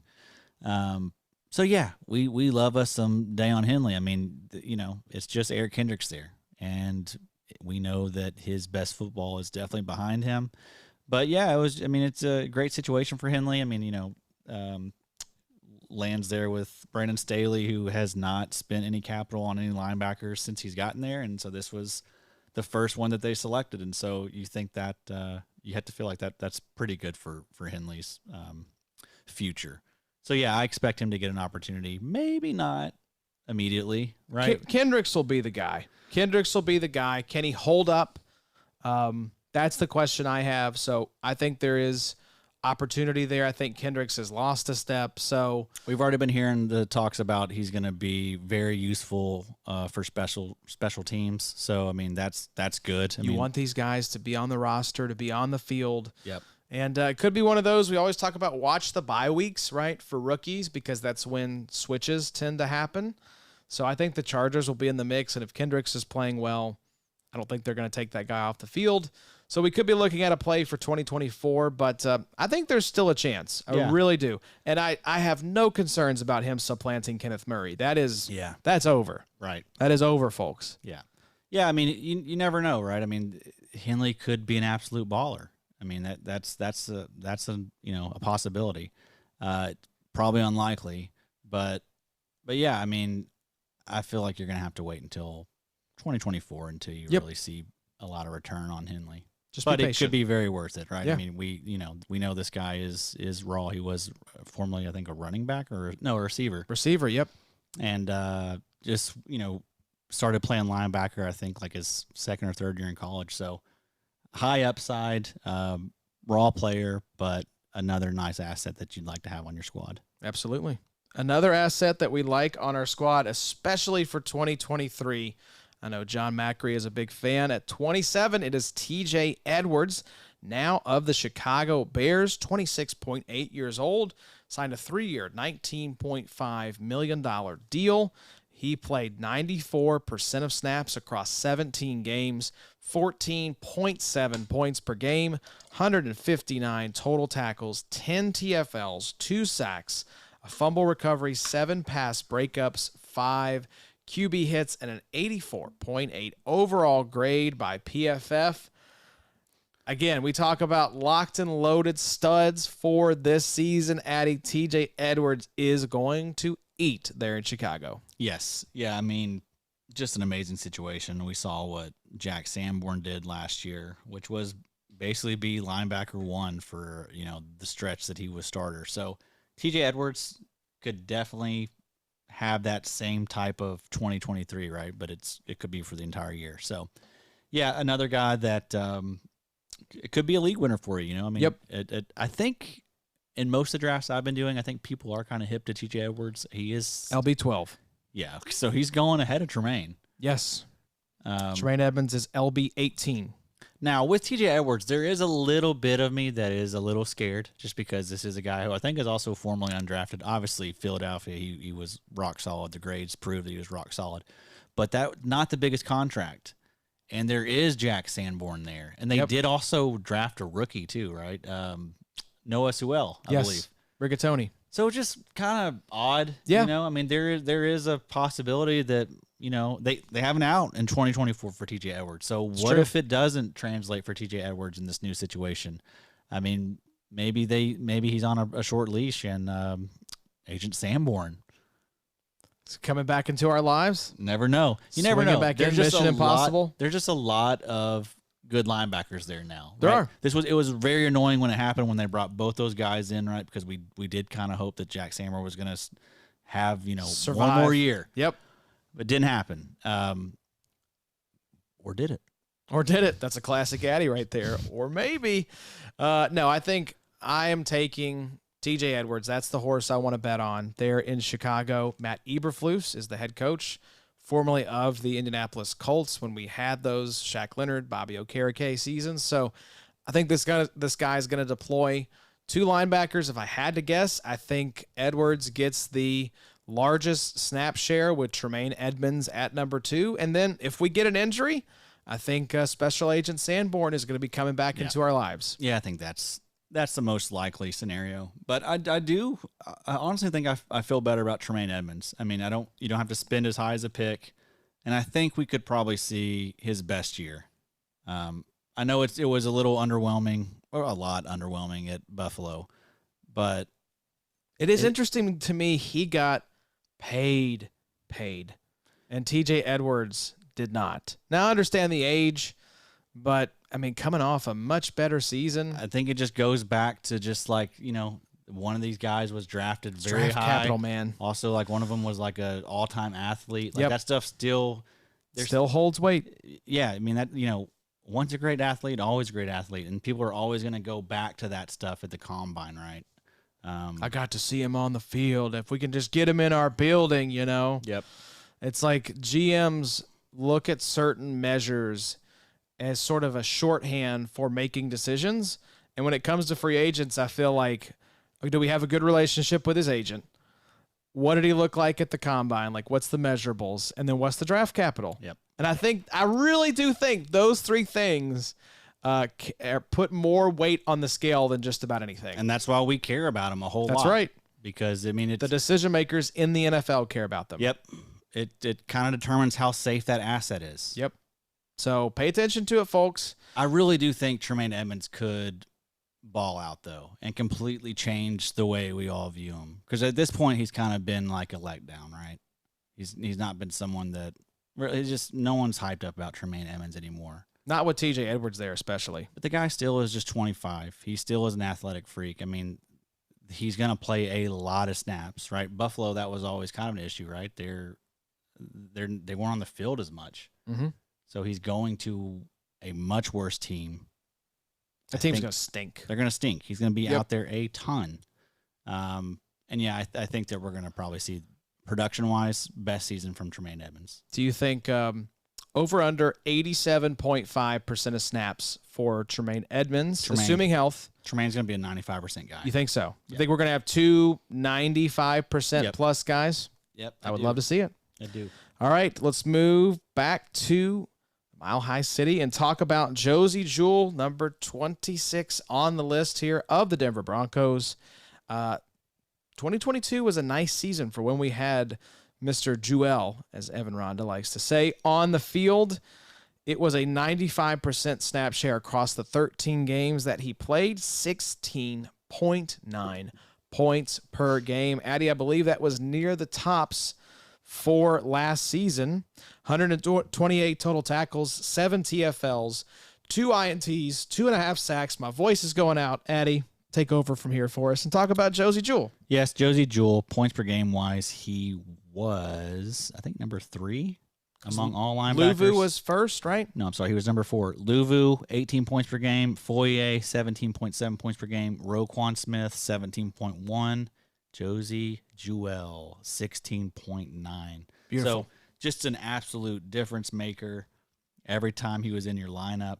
Did kind of slow down towards the end of the year, but man, dude, that first half of the season, he was averaging 19 points per game. Wow. That's nuts. And then that second half, it was 16 points per game. So yeah, a little bit down, but still, I mean, that's a little bit down to like LB 4 or 5 numbers. Yeah, exactly. Crazy. So, with Jewell, really the only issue has been health. Well, that's been a big issue, actually. He hasn't really gotten a lot of playing time because of it. Yeah. And he is 28. So, I mean, what does life after Denver look like? I think he's going to be fine. He's going to be one of those guys like a Denzel Perryman, DeMario Davis, going to continue to float around to these teams that are looking for a veteran, and he's going to just tear it up for you in points per game. You know, he's someone that is a threat to get you like 15 tackles every week, and he also has, you know, some big playability. So I love Jewell, and he's one of those guys that is kind of slept on. I mean, LB 21. Yeah. That's great. I just recently took him in a best ball. I was gonna say, you've always I feel like Germaine, Pratt, and Josey, Jewell are sort of like your two little pet linebackers. You're gonna be probably higher than consensus when it comes to ranking these guys. Yeah, I've enjoyed it though. It's been good. It's been pretty profitable. Pretty if you do good. say so myself. Yeah, Josey, Jewell. And he'll get paid. So his contract is coming up. So he's going to be one UFA next season. He's going to be one of the hotter names out there. So I thought you were going to say, what does life look like after 30? And I was going to say very, very bad. Yeah. VV bad. Stress and bills and hair weight falling gain out. and, Yep. Yeah. Just a lot of bad stuff, Josey. Enjoy your 20s while you can, brother. Thinking about death. A lot.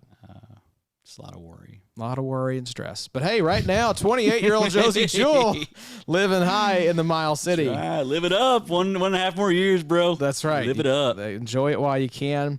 Next guy here, we are going to wrap up with the newest member of the Pittsburgh Steelers coming over from the Commandos. It is Cole Holcomb at 26.9 years old. He's got a little more runway till 30. God bless him, that beautiful mullet. 3 years, $18 million deal. Played 99% of snaps in 2022 across the 7 games in which he appeared. 11.3 points per game. Graded fairly well across the board, 66.6 overall. PFF with a 69.4 run defense grade. Addy, listening to the IDP after show, the AFC North preview with our buddy Matthew Montgomery from Football Guys, he had Cole Holcomb. This is a hot take. I can't say I necessarily agree, but he had Cole Holcomb as the number 3 IDP asset for 2023 from the AFC North. Wow.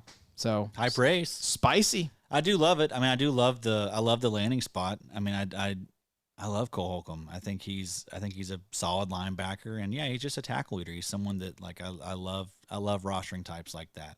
And also, you know, big 3 scoring, we're not going to overvalue these tackle numbers, right?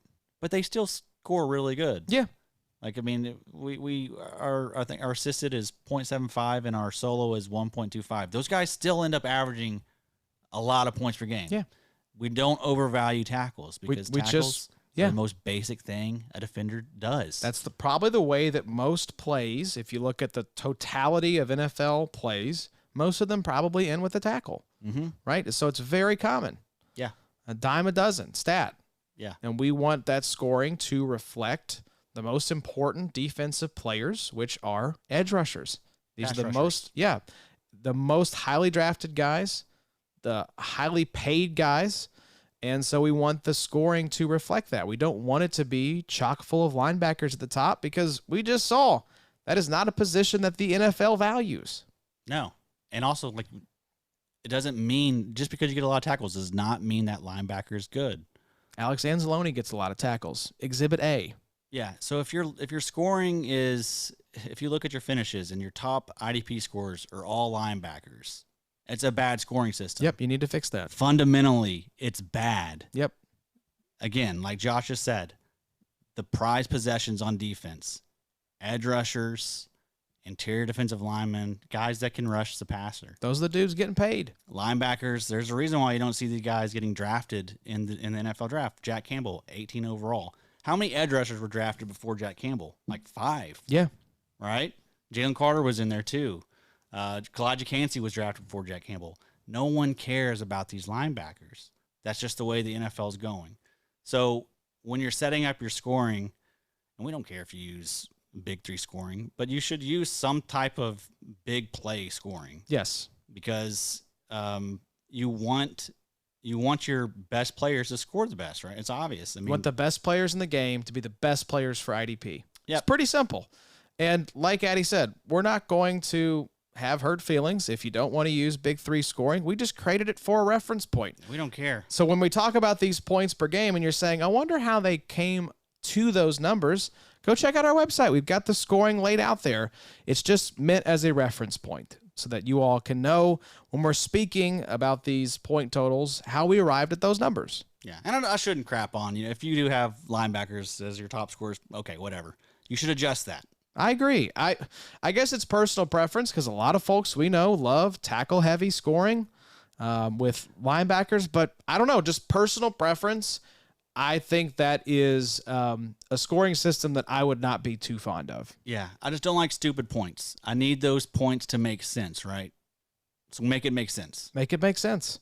Don't have to make it make sense with Cole Holcomb. I think he's in a nice situation in Pittsburgh. Very good spot. Got 3 years. I mean, it wasn't the biggest deal, only $18 million. But, I mean, what's around him? A Landon Roberts. I was going to say a Landon Roberts, who I know you like. I do like him. I think he's a solid option in these best balls. Someone that could maybe see like 60 to 70% of the snaps, and that's totally fine for someone like him. He's like a Jermaine Pratt type. So would you rather have a Landon Roberts at LB 67 or Cole Holcomb at LB 31? I do like that value for Holcomb. Mm-hmm. I'll probably go Holcomb at 31. I see Holcomb as like a top 24 linebacker. He's in that mix for me. So LB 31 is nice value. Yeah. But LB 67 value, that's the big Bob Spillane. It's kind of funny. This guy came from Pittsburgh, but those are some nice late values. If you miss the Cole Holcomb bus or you miss the Divine Deablo bus, don't fret. Just pick up their LB2s, and I think that'll be okay for you. Yeah. We should do that some week, just going through, all these linebacking units and just who do you prefer? Do you prefer the guy that's getting drafted way higher, or do you prefer the crazy value? I'd say most of the time we're probably going to settle with probably going to go with the value. Yeah. Even though there are some guys we've talked about tonight that are good players that are values. I mean, Azeez Al-Shaair, right, in the 50s. So which linebacker? So like with all these best balls, like how are you mainly starting out your drafts at linebacker? Like give me a typical I'll give you the typical build would be something like, depending on, I usually get in the back half of these drafts for some reason. So a lot of times I've been starting out like Aaron Donald, Bobby Wagner, Uchenna Nwosu. I've gotten a lot of those guys because AD slides so late in these drafts. A lot of defensive tackles really do. Yeah, Bobby Wagner slides in these drafts. Bobby Wagner, I've been getting him in the 4th round. Yes, it's nuts. He's typically my 3rd round pick. Yeah. I'll go defensive line the first 2 rounds and then typically snag one of those linebackers in the 3rd. Yeah, Bobby Wagner, just a must-grab target. And this was someone that I was taking like in the 2nd round, like when the year flipped over and stuff. When we were doing these in like February. But yeah, Wagner, Matt Milano is still a guy that's really nice value. It's like people just don't realize this guy averaged 16.7 points per game, and now Tremaine Edmonds is gone. So I'm getting him at a nice value. It seems Levante David. I mean, that's someone that I think I've taken in almost all these, minus maybe the ones I've been in with you. Yes, sir. Busted that head. But Levante David, Denzel Perriman, vets, right? Yep. All these vets are the types that I'm going to be targeting.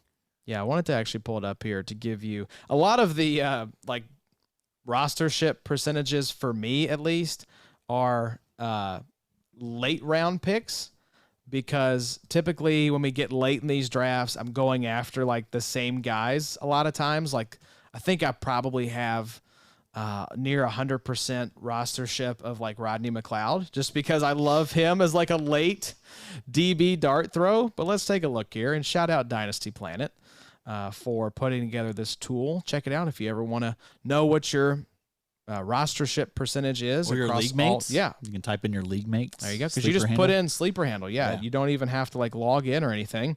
So my most rostered players, this is so fascinating. DJ Reed and Rodney McLeod are number 1, tied, 70%. Jonathan Allen, that is not a surprise. Talk about a massive, massive value. Jonathan Allen. Devondre Campbell and is actually my highest percentage rostered linebacker, along with freaking Deion Jones. But Bobby Wagner and Aaron Donald are sitting there at 40% rostership for me. That's beautiful. So that's the combo. I've done that probably in 3 or 4 drafts at this point. Yeah, same. So I've done that a lot. Yep. Let's see who other guys I have. Kyle Hamilton. I've got him in 40%. Devondre Campbell is actually my most rostered linebacker. So tremendous value once again. All right, I've got mine pulled up here. Denzel Perriman, 75%. I knew it. I knew that was going to be number 1 for you.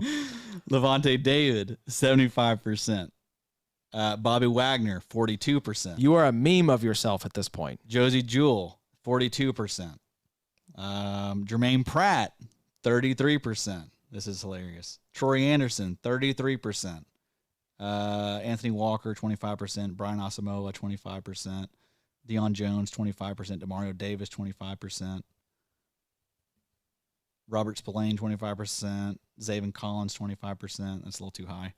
Cole Holcomb, get that under control. Cole Holcomb, 17%. David Long, 17%. Devondre Campbell, 7%. So you see the types that I like. It's not these sexy ass youngins. Give me all the bargains. Absolutely. Yeah, and that's how you should be playing best ball.